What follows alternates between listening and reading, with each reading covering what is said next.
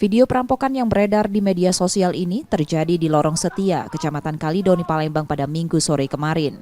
Pelaku yang beraksi seorang diri ini menodongkan senjata ke wajah asisten rumah tangga sambil memaksa untuk menunjukkan tempat penyimpanan barang berharga milik majikannya itu. Pelaku juga menyekap anak pemilik rumah di dalam salah satu kamar. Menurut ART tersebut, peristiwa bermula saat pelaku mendatangi rumah dengan modus numpang berteduh karena kondisi tengah hujan. Kemudian pelaku yang ditinggal masuk oleh korban menyusul melalui pintu belakang rumah dan langsung mengancam korban. Pelaku yang tidak menemukan barang berharga pemilik rumah pun lantas merampas handphone milik ART dan anak pemilik rumah.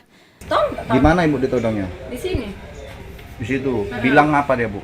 Serahkan akte berharga, uang sama HP. Terus apa aja yang hilang nih dari anak-anak juga?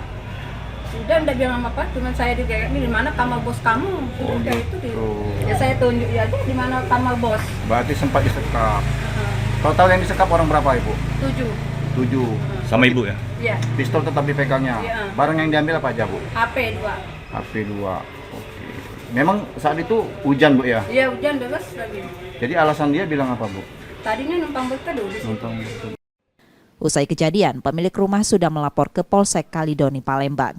Reski Oktora, Muklas Diferensial, Kompas TV, Palembang, Sumatera Selatan.